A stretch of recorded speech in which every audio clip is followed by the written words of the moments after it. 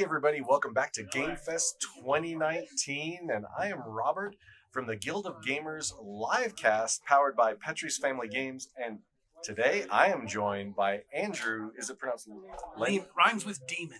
Leman? Yeah. Rhymes with demon. That's kind of interesting, seeing the subject matter that we're going to be talking about.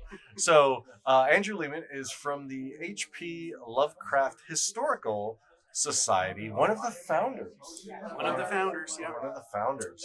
So, how is the convention going for you so It's far? been a lot of fun. It's our first time, even though we got our start here in Denver, Boulder, and Colorado Springs.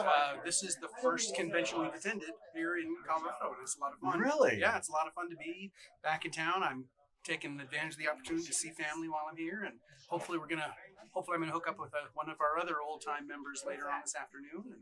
Nice. Yeah. And because you're from Arvada. Yes. Well, we pronounce it Arvada. Arvada. Appalachian. I get it all the time. I get it all the time. Yes, born and raised in Yes. Arvada. Yep. So, Arvada. And where do you reside now? Now I live in Pasadena, California. Oh, have okay.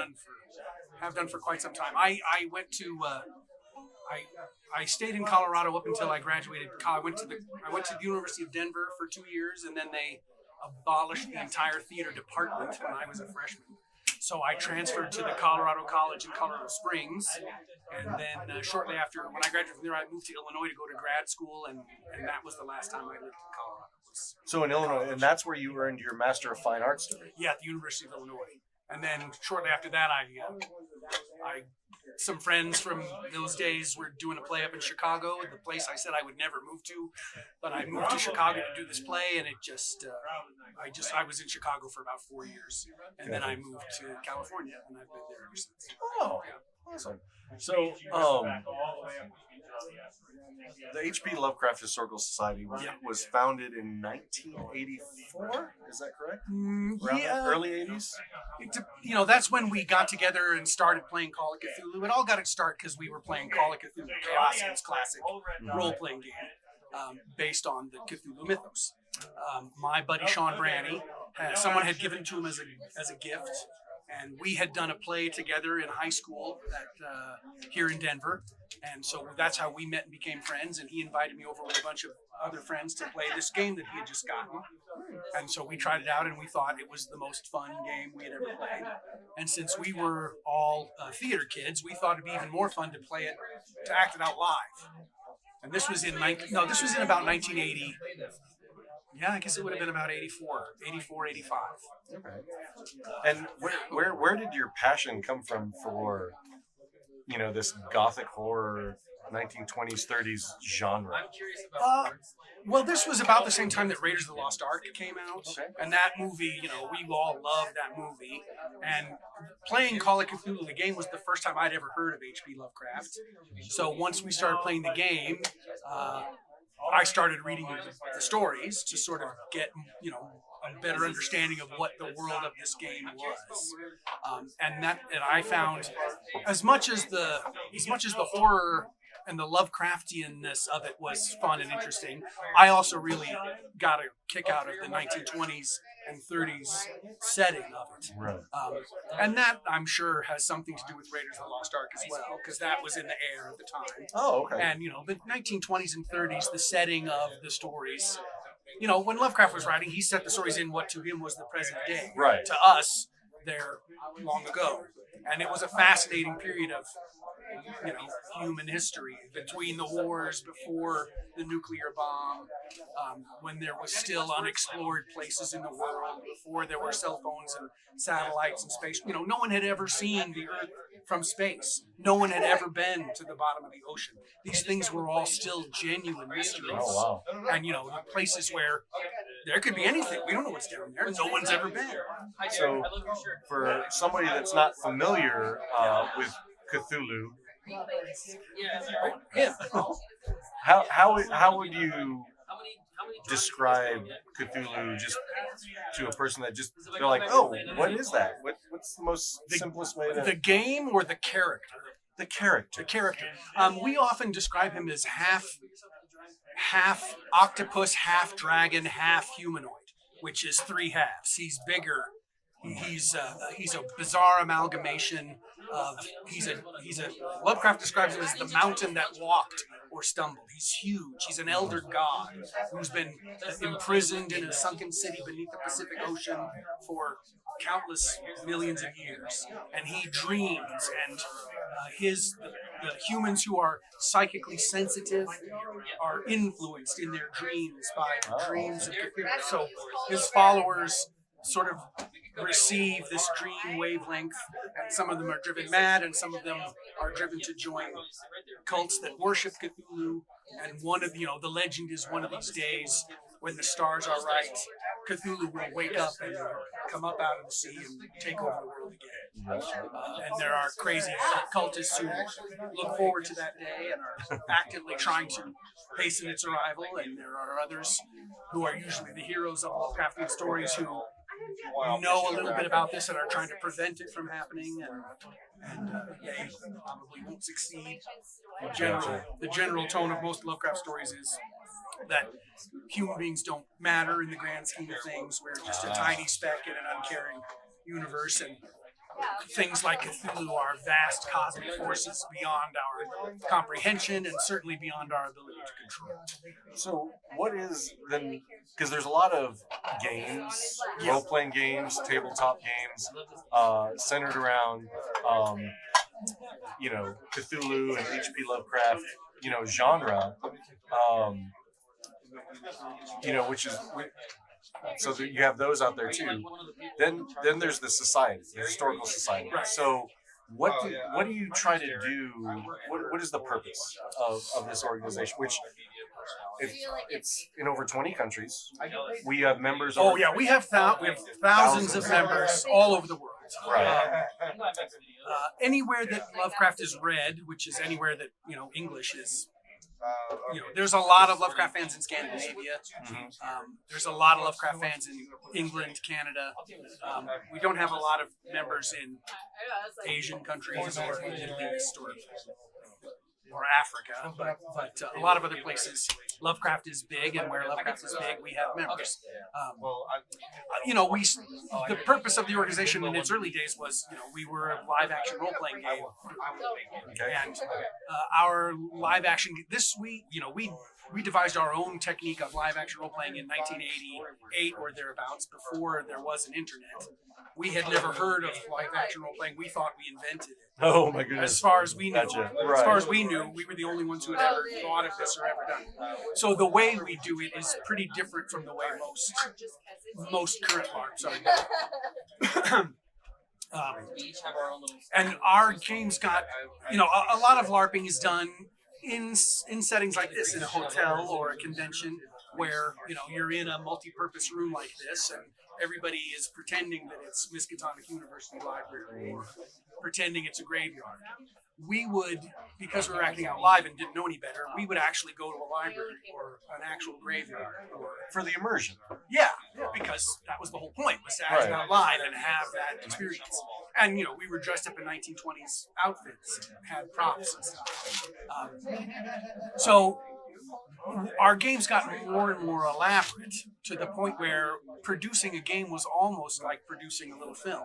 Right. Except the only people who would ever get to see it were the people who were playing the game. Right. Didn't have the an actors audience. and actresses, yeah. And it's a collaborative form of storytelling, because although the keeper of the game has written a plot and he or she knows what's supposed to happen next, there's also a group of people who are the players, and they don't know what's supposed to happen next.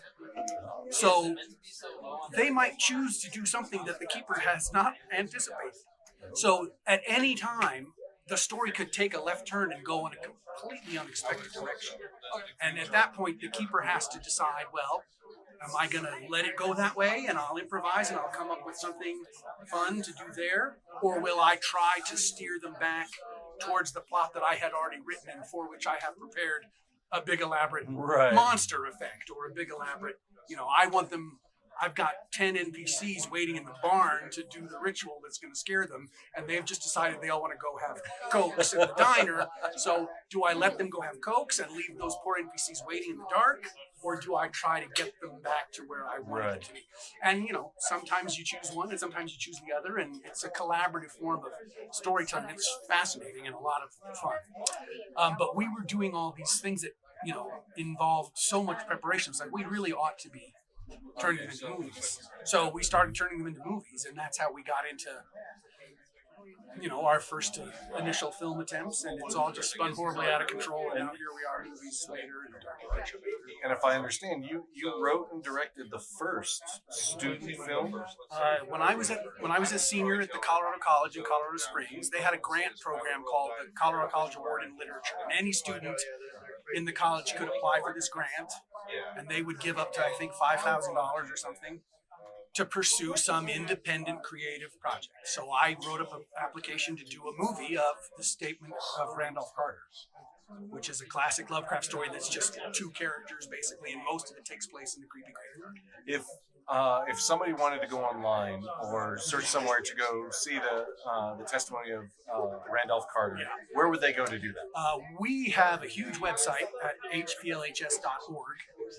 hplhs.org, Lovecraft Historical Society. Yeah, if you Google Lovecraft Historical Society, you will find us.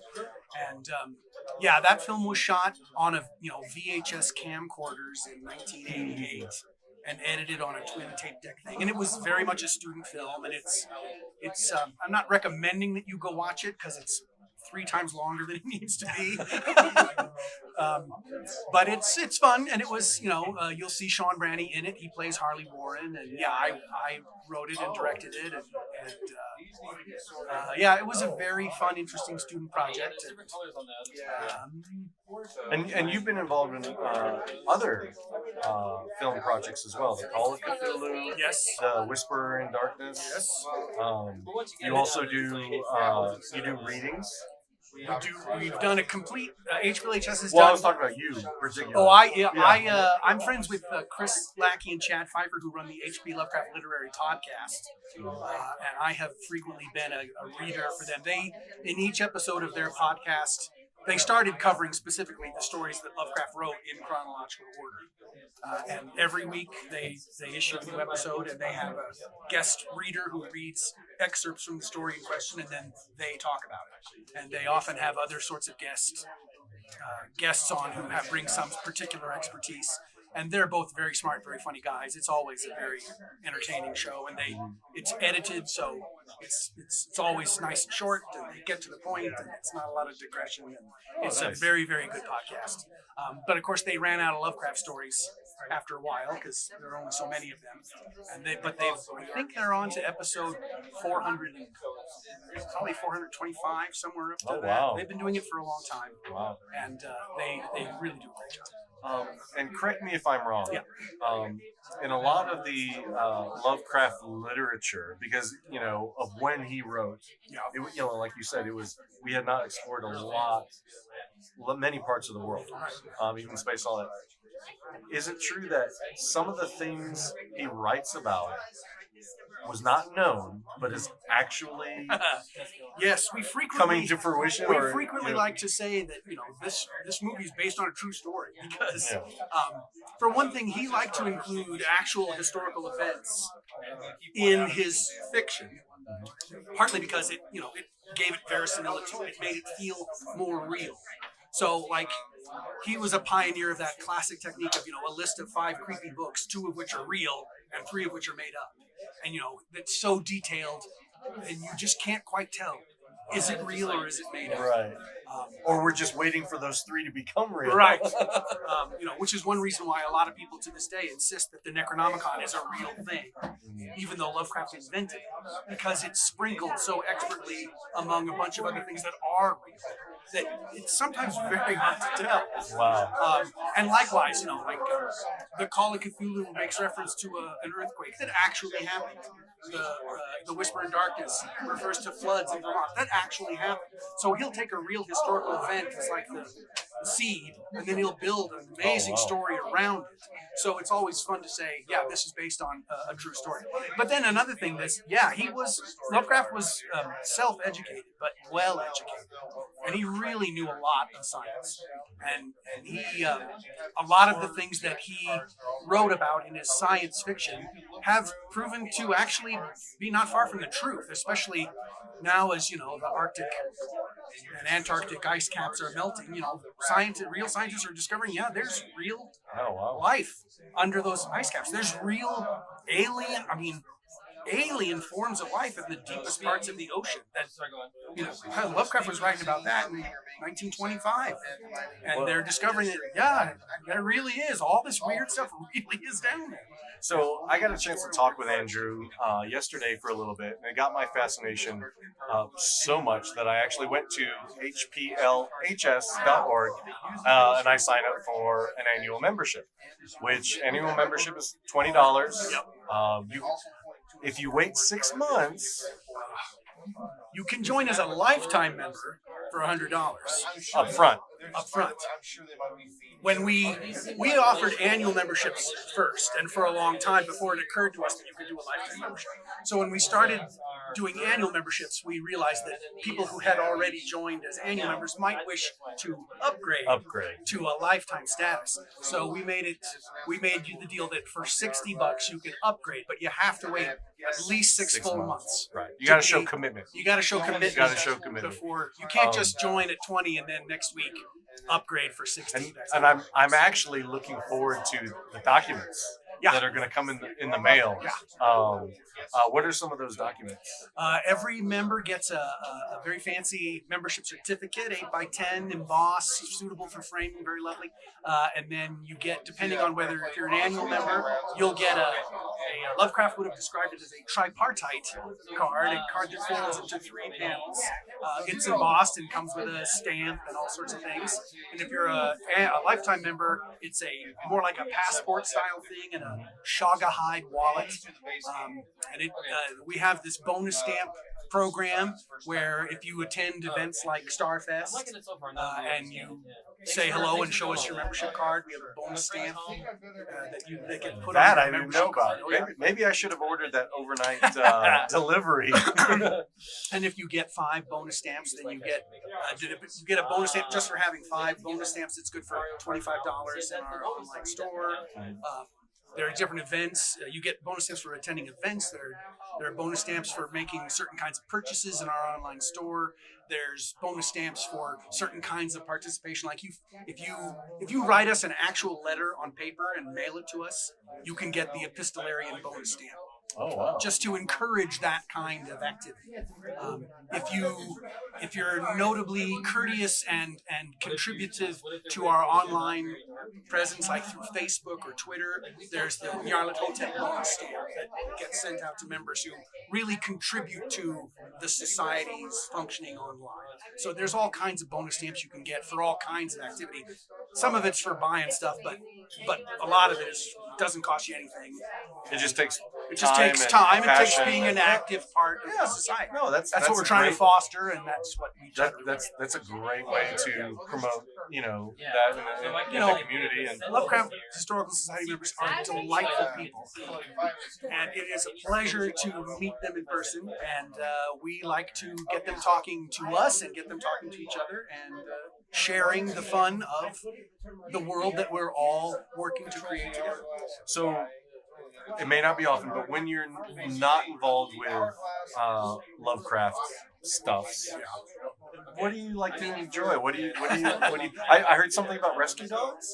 Yes, my husband and I have 3 rescue dogs, 2 miniature pinschers and a yellow lab named Hannah, and they take up a lot of our time. We're big dog. And he also has cages full of birds and tanks full of fish. Our house is a very family, very good, very animal friendly. So once Starfest is over, are you going to spend any more time here in Colorado? Are you going to go right back? Tomorrow, Sunday is tomorrow, right? Yes. Big family potluck at my sister's house in Westminster. I come from a pretty big family, and we don't get to see each other all that often. So the fact that we're in town this weekend was like, let's all. How many brothers and sisters? I have 4 sisters. I had 2 brothers. One passed away not long ago, so I got 1 brother left.